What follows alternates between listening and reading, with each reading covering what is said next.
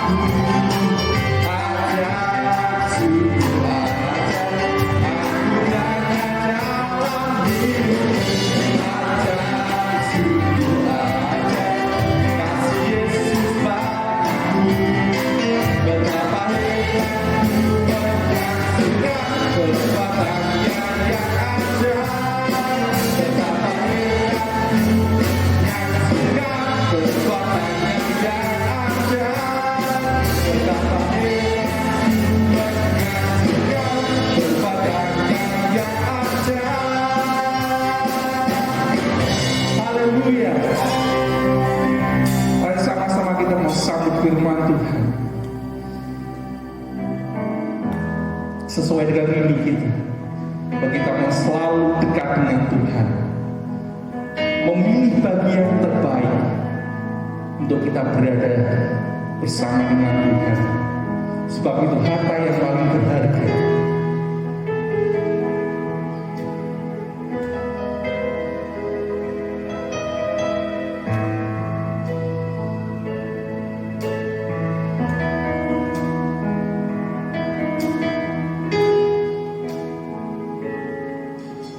Ku ingin selalu dekat mendengar suara-Mu Bapa, lebih dari segala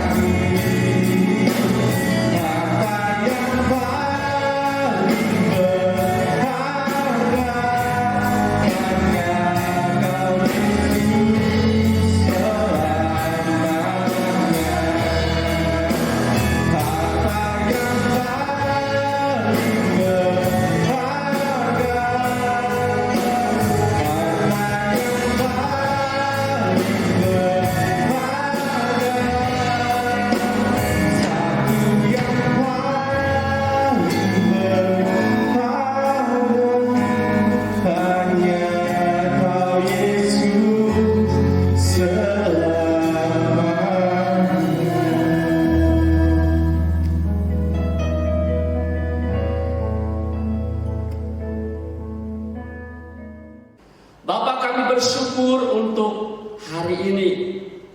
Terima kasih hamba-hambamu sudah membawa kami memasuki hadirat, dan sekarang kami semuanya siap untuk merenungkan firman-Mu. Roh Kudus, Engkau mengurapi setiap kami.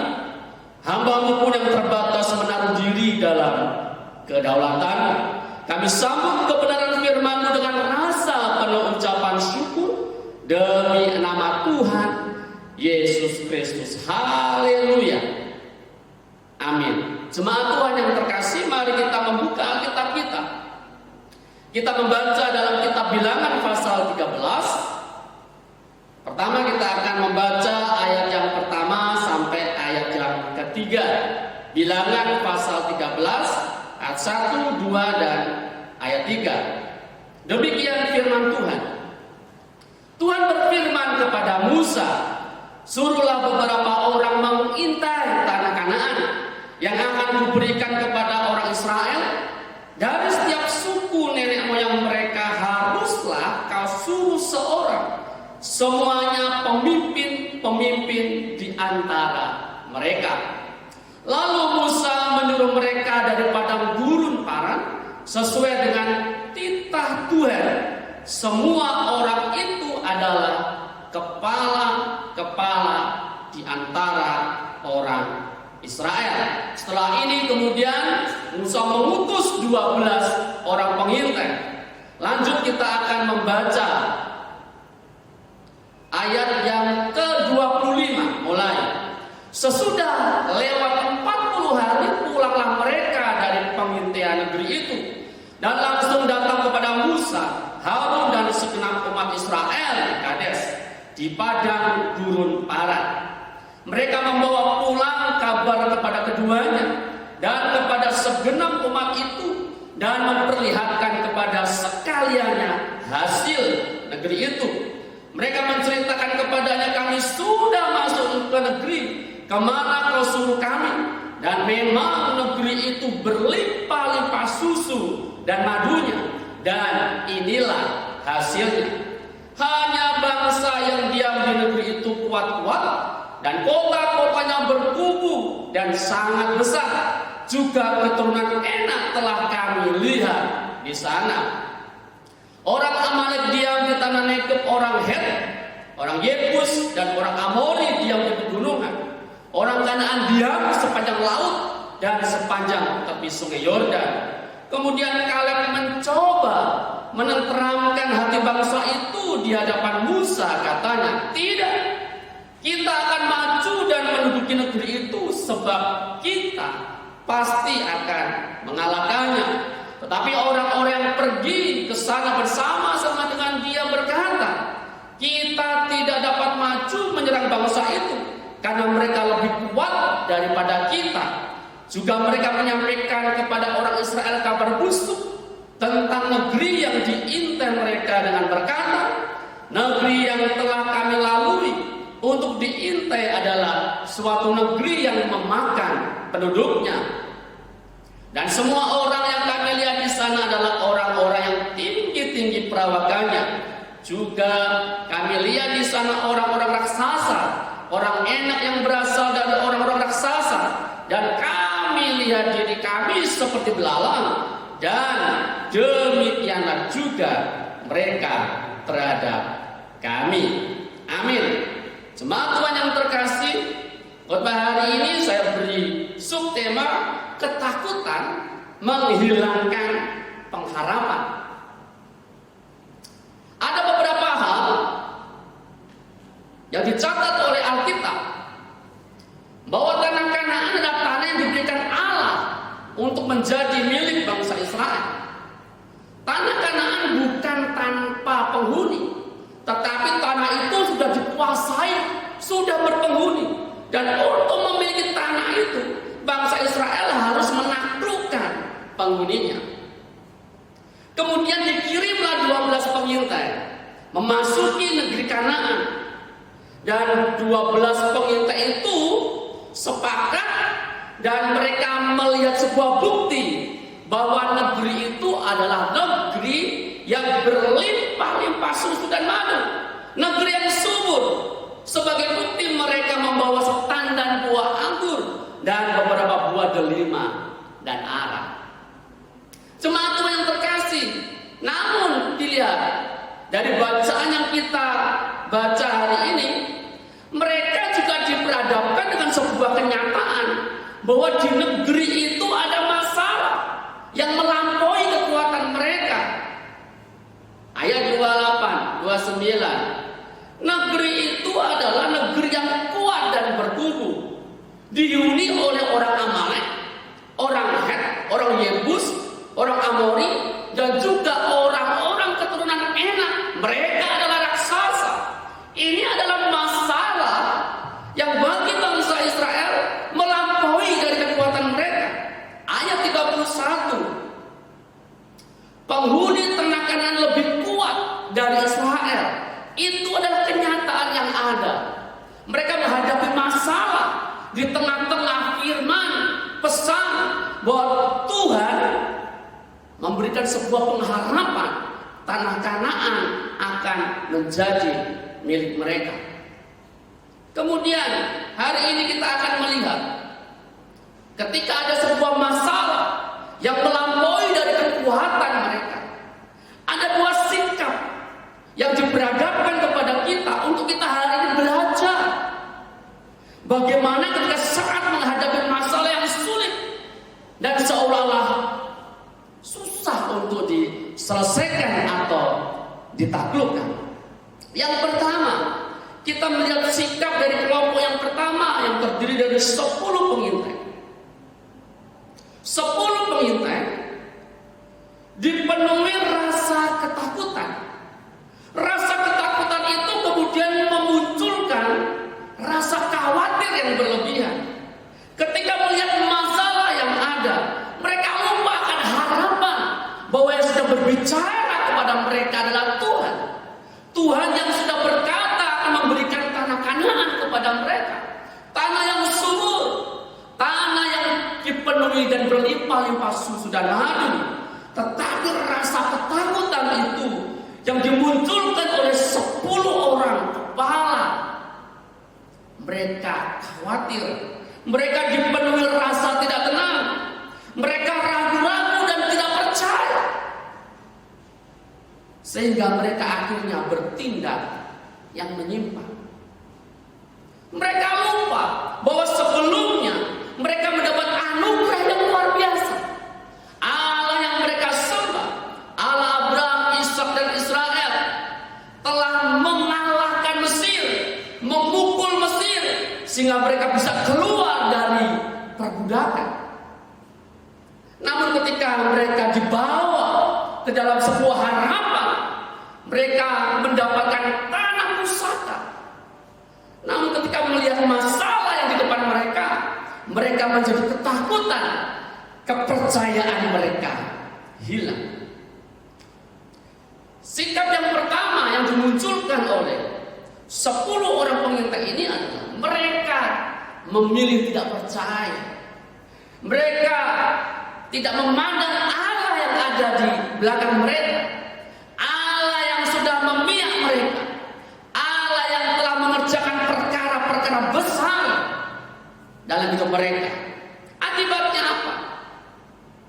Akibatnya adalah rasa ketakutan itu, kemudian ketidakpercayaan kepada Tuhan dan kuasanya, membuat 10 pengintai menyampaikan kabar busuk di hadapan Musa, Harun dan seluruh umat Israel. Dalam terjemahan yang lain, kabar busuk itu adalah mereka sedang menyebarkan cerita bohong, memberikan tanggapan berita yang mematahkan semangat. Negeri yang memakan penduduknya, padahal bukan begitu. Semua orang adalah tinggi-tinggi perawakannya, tidak semua tinggi-tinggi perawakannya. Hanya keturunan Enak, raksasa. Tetapi tidak semua penghuni tanah Kanaan itu adalah raksasa. Dan mereka menyampaikan bahwa mereka, para pengintai itu, bagaikan belalang di hadapan orang-orang Kanaan. Selain itu, Mereka terus berupaya bagaimana menggagalkan bangsa Israel untuk pergi ke tanah Kanaan. Bagaimana dengan bangsa Israel ketika melihat sikap dari 10 pengintai ini? Bangsa itu kemudian mulai menangis. Mereka bersungut-sungut kepada Musa dan Harun karena mereka lebih percaya kepada kabar bohong, kepada tanggapan yang mematahkan semangat, ketimbang percaya kepada Allah. Akhirnya apa? Akibat yang dihasilkan atas sikap yang salah, yang tidak mau percaya, Allah murka kepada umat Israel. Umat Israel harus membayar. Mereka harus berputar di padang gurun selama 40 tahun. Dan generasi orang yang mengintai, termasuk Musa, pun Harun tidak diizinkan masuk ke tanah perjanjian kecuali 2 orang, yaitu Yosua dan Kaleb. Jemaat Tuhan yang terkasih, sikap pertama ini biarlah jauh dari pikiran kita. Jangan pernah ini terjadi dalam hidup kita. Ketika ada masalah, kita tidak akan pernah mengambil sikap seperti yang dilakukan oleh 10 pengintai ini. Sikap yang dipenuhi ketakutan terhadap masalah yang dihadapi menghilangkan iman percaya kita kepada Allah, sehingga kuasa Allah mujizat tidak pernah terjadi. Untuk itu jemaat Tuhan yang terkasih, mari pandang Tuhan. Masalah pasti ada dan kita pasti akan menghadapinya. Tetapi satu hal, ketika engkau sedang ada dalam persoalan masalah yang seolah-olah sulit untuk ditaklukkan, diselesaikan, jangan pernah bersikap seperti 10 pengintai. Tidak percaya, dipenuhi ketakutan, ragu, khawatir. Dan akhirnya mereka bertindak yang salah dengan mengabarkan kabar bohong yang melemahkan semangat umat Israel. Yang kedua, sikap yang kedua, dan ini yang harus kita ikuti. Sikap yang kedua, 2 pengintai, yaitu Kaleb dan Yosua. Mereka tahu dan mereka tidak menyangka bahwa negeri Kanaan adalah negeri yang kuat, negeri yang berkubu. Orang-orangnya, penghuninya adalah mereka cakap berperang. Bangsa Israel bukan tandingan mereka. Orang Israel adalah orang yang baru keluar dari perbudakan, tidak pernah dilatih perang, minim pengalaman, minim persenjataan. Tetapi ketika Yosua dan Kaleb melihat masalah di depan mereka, mereka tetap memutuskan untuk tetap percaya kepada Allah. Buktinya kita lihat ayat yang ke-30. Mereka berkata begini, kita akan maju dan menduduki negeri itu, sebab kita pasti akan mengalahkannya. Sama-sama belum bertindak, sama-sama belum menghadapi masalah yang ada, tetapi mereka berdua mengambil sikap tidak takut. Mereka percaya kepada Allah yang di belakang mereka. Mereka percaya kepada Allah yang menyertai mereka. Mereka percaya bahwa Allah yang Maha Kuasa itu pasti akan memberikan kemenangan. Mereka mengingat pengalaman rohani ketika masih ada di Mesir, bagaimana Allah mengerjakan perkara-perkara yang besar, dan memang terbukti Mesir ditaklukkan. Mereka tidak berbuat apa-apa, Allah yang bertindak buat mereka, dan anugerah yang terbesar mereka terima. Mereka dibebaskan dari perbudakan. Jemaat Tuhan yang terkasih, inilah yang harus kita ikuti. Engkau dan saya hari-hari ini mungkin mengalami masalah, pergumulan yang mungkin melampaui dari kekuatan kita. Kita berpikir bahwa ini sulit untuk diselesaikan. Tetapi satu hal, engkau harus percaya dan ikuti apa yang telah Yosua dan Kaleb kerjakan. Mereka tidak memandang masalah itu. Mereka dipenuhi oleh Allah yang adalah sanggup mengatasi masalah yang ada. Kemarin mereka ditolong oleh Tuhan. Hari ini pun mereka pasti ditolong Tuhan. Makanya dengan iman dikatakan kita pasti akan mengalahkannya. Inilah yang harus kita ambil. Inilah yang harus kita ikuti. Ketika engkau dan saya ada dalam masalah, bergumul tentang sesuatu, tetaplah percaya. Pandang Tuhan. Bersama Tuhan, harapan yang sudah disampaikannya pasti akan kita terima. Pasti akan terjadi. Hasilnya apa? Kaleb menjadi orang yang bisa menaklukkan orang-orang enak yang ditakuti oleh rekan-rekannya. Kalau kita baca dalam Yosua 14 ayat 12 dan 13, Kaleb akhirnya bisa menaklukkan, mengalahkan orang-orang enak. Dan bahkan Hebron itu dia minta untuk menjadi milik pusaka. Di sanalah orang-orang enak tinggal. Kaleb sanggup menaklukkan itu. Dengan percaya, maka kita akan sanggup juga mengalahkan, menaklukkan segala masalah yang ada. Kesimpulannya, saat kita menghadapi tantangan persoalan dan masalah hidup yang seolah-olah sulit untuk diselesaikan, jangan mau dikuasai oleh ketakutan. Jangan sampai kita kehilangan kepercayaan. Jangan sampai membuat kita khawatir, cemas, takut dan berlebihan, karena itu akan menular kepada yang lain. Dan jangan pernah ketika kita menghadapi masalah, sedang bergumul akan sesuatu, jangan pernah kita terprovokasi untuk bertindak yang menyimpang dari kebenaran firman Tuhan seperti yang dilakukan oleh 10 pengintai. Sebaliknya, mari kita mengikuti teladan Yosua dan Kaleb yang memiliki tetap percaya ketika menghadapi masalah. Mereka percaya kepada Allah dan mereka mengandalkan kekuatan Allah dan bukan kekuatan manusia.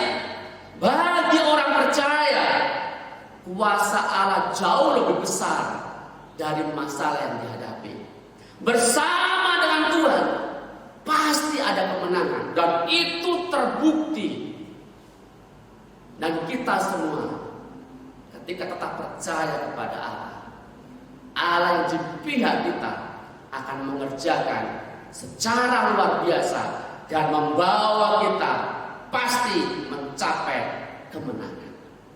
Tuhan bersama kita, Tuhan menyertai kita, Dia bertindak buat kita, dan Dia ingin supaya kita mendapatkan pengharapan itu secara nyata dan tidak ada yang menghancurkan harapan kita. Ingat, ketakutan membuat kita tidak percaya, dan tidak percaya itu membuat hilang harapan yang telah kita terima dari Tuhan. Segala pujian bagi nama Tuhan. Sebelum berdoa, kita akan menaikkan satu lagu, Kuasamu terlebih besar, kuasamu terlebih besar.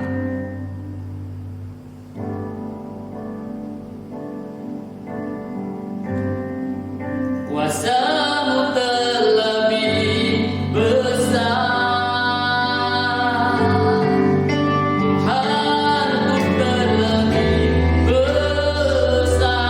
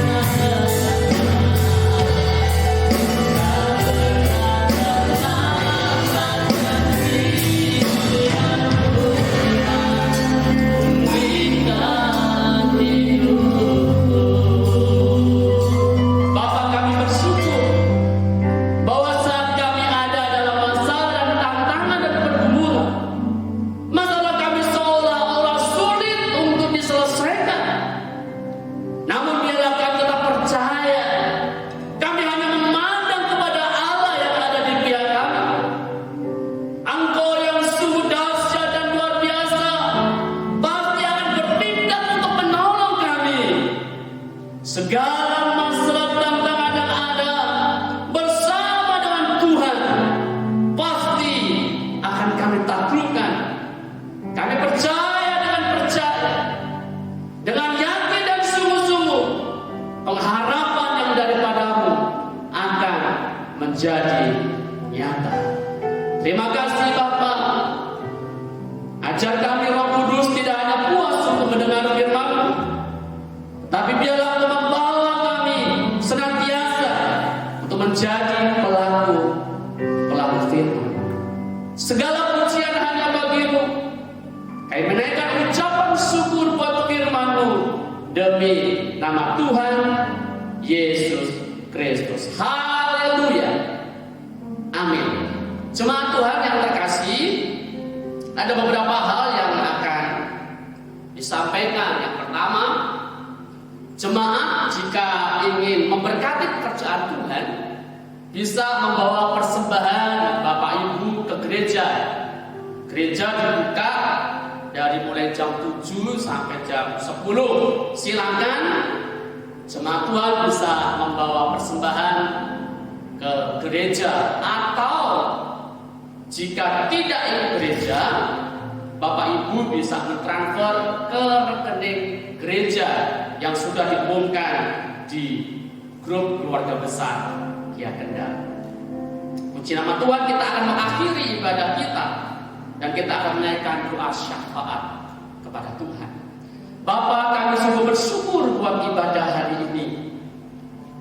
Kami percaya perjumpaan kami dengan-Mu menguatkan bahwa kami adalah orang-orang yang berpengharapan. Engkau yang telah memberkati ibadah kami, Engkau sudah memakai pada hamba-hamba-Mu, Engkau mengurapinya senantiasa. Bapa, hari ini kami berdoa buat negeri kami Indonesia. Kami percayakan kepada-Mu di masa-masa pandemik ini, Tuhan Engkau hadir memberikan kekuatan. Negeri kami dipenuhi oleh damai sejahtera.